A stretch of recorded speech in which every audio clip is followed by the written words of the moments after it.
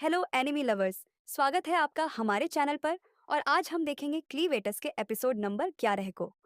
Episode की शुरुआत में यहाँ एलिसिया को कुछ समझ नहीं आ रहा होता कि आखिर का क्लैन ऐसा क्यों कह रहा है कि हाइडन का सिर कटा हुआ किंग लूना को फोर में डालने वाला है।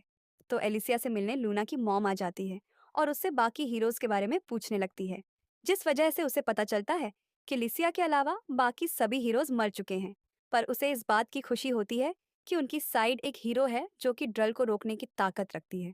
तो एलिसिया प्रिंसेस को बताती है कि उनका बेटा अभी भी जिंदा है, जिसे सुनकर प्रिंसेस बहुत ज़्यादा इमोशनल हो जाती है और अपने बेटे के बारे में पूछने लगती है।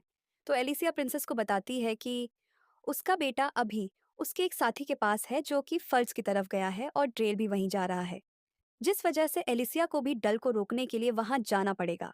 तब प्रिंसेस अपने बच्चे के बारे में सोचकर एलिसिया के साथ चलने की जिद करने लगती है, जिस वजह से एलिसिया को उन्हें साथ लेकर जाना पड़ता है। तब हम यहाँ पर फर्ज के अंदर का सीन देखते हैं। अब मैं इस बच्चे को फर्नेस लॉर्ड को ऑफर करने वाला हूँ। तो हडन के किंग के ये शब्द सुनते ही वो फोर्स पूरी तरह से खुल जाता है, जिसके अंदर बहुत ज्यादा हीट होती है। और जैसे ही क्लैन उसके अंदर एक पत्थर को फेंकता है, वैसे ही वो पत्थर जलकर राख हो जाता है, जिस वजह से क्लैन हाइडन के किंग को रोक देता है। आखिरकार तुमने अपने ग्रैंड चाइल्ड को अच्छे से क्यों नहीं पकड़ा है? क्या यह तुम्हारा असली ग्रैंड सन नहीं है? तब हाइडन का किंग कहता है, ये मेरा ही ग्रैंड सन है, जिसके अंदर रॉयल ब्लड है। तब क्लैन कहता है, अगर ऐसी बात है तो आखिरकार तुम इसे मारना क्यों चाहते हो? क्या ह्यूमन वर्ल्ड में ये सब कुछ कॉमन है कि अपने ग्रैंड चाइल्ड को इस तरह कचरे की तरह मार दिया जाए? तो हडन का किंग कहता है, ऐसा कुछ भी नहीं है। और वैसे भी मेरी बॉडी मेरी मर्जी से मूव नहीं कर रही है, बल्कि ये इस टाइम इस फर्नेस की कमांड मान रही है। जो लोग किंग बनने के लिए पैदा होते हैं, उन्हें पहले यहाँ पर एशेस में कन्वर्ट होना पड़ता है और तब उन्हीं एशेस से दोबारा से किंग का जन्म होता है। और यही रिवाज है जो पुराने समय से अब तक चलता आ रहा है। पहले हम नेमिंग सेरेमनी रखते हैं और उसके बाद इस फर्नेस के अंदर उसका ट्रू नेम, ताकि ये कभी भी फर्नेस की मर्जी को मना ना कर सके। इस बच्चे का पब्लिक नेम हाइडेंड्रियस 6 है, पर इसका असली नाम टॉट है। पर अभी भी इसका असली नाम फर्नेस के अंदर मार्क नहीं हुआ है, जिस वजह से यह फर्नेस की मर्जी से खुद फ्लेम्स के अंदर नहीं जा सकता। तो इसलिए मैं इसकी ऐसा करने में मदद कर रहा हूँ। तब क्लैन कहता है, तो इसका मतलब तुम भी कभी एशेस में कन्वर्ट हुए थे और उसके बाद फर्नेस के अंदर दोबारा से पैदा हुए, और यही वह कारण है जिस वजह से तुम्हारी सिर कटी हुई बॉडी भी आज तक काम कर रही है। तब हडन का किंग कहता है, मेरे बेटे और इस बच्चे के बाप ने फर्नेस की आवाज की डर से सुसाइड कर लिया, क्योंकि मैंने उसे सच्चाई पहले ही बता दी थी, क्योंकि मैं चाहता था कि वह अपना पार्ट खुद चुने। पर वो मेरी सबसे बड़ी गलती थी।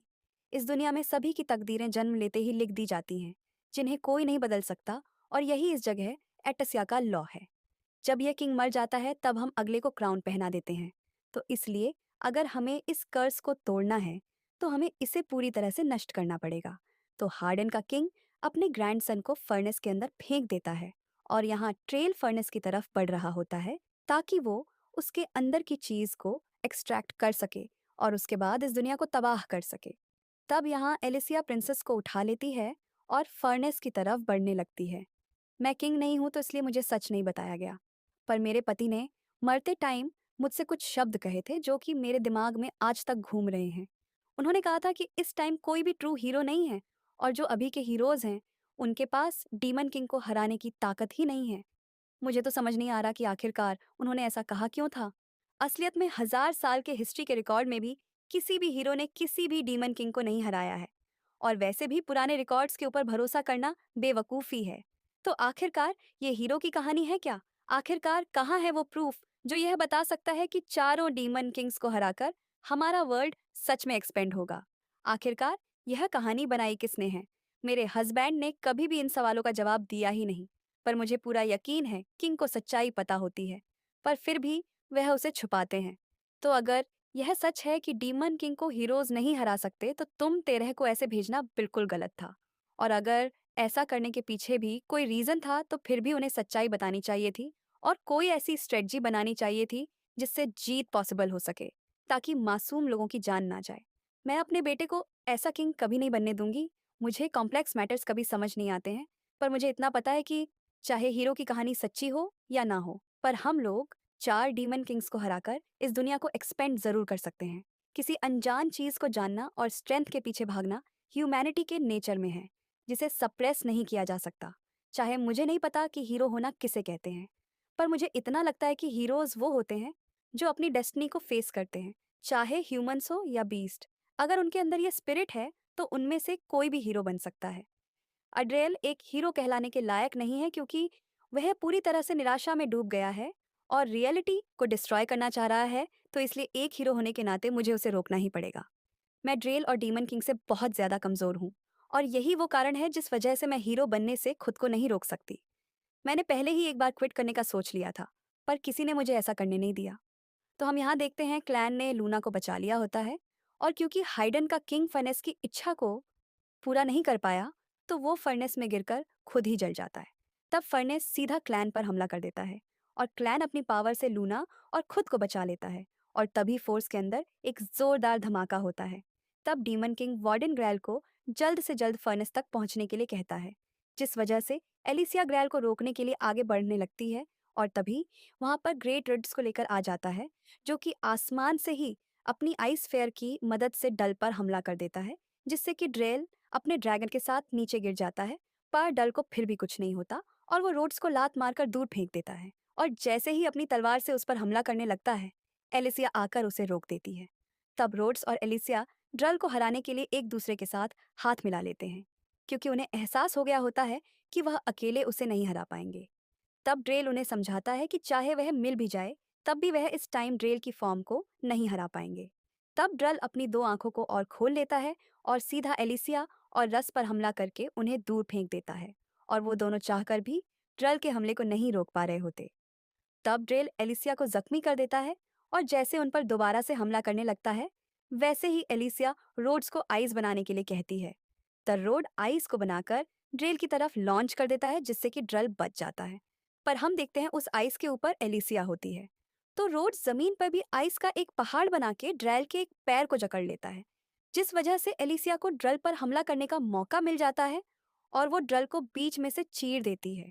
पर ड्रल की पूरी बॉडी मैजिक ब्लड में कन्वर्ट हो जाती है और उसकी तलवार एलिसिया पर हमला करके उसका वो हाथ काट देती है जिसमें हीरो की तलवार होती है। टडल मैजिक ब्लड से अपनी बॉडी को फिर से बना लेता है, चाहे उम्मीद हो या फिर एफर्ट्स। सच्चाई के सामने यह सिर्फ झला हुआ है, जैसे कि एक मछली कभी भी ह्यूमन नहीं बन सकती। इसी तरह चाहे हम जितना मर्जी स्ट्रगल कर लें, पर फिर भी हम ट्रू हीरोज नहीं बन सकते। इसका रीजन बहुत ज्यादा सिंपल है, क्योंकि हम लोग कभी भी हीरोज बनने के लिए पैदा ही नहीं हुए थे। जिस टाइम हमें मैजिक को कास्ट करने के लिए स्टोन्स की जरूरत पड़ने लगी, तब से एशिया की पांचों ह्यूमन रेसेस बहुत ज्यादा कमजोर बन गई।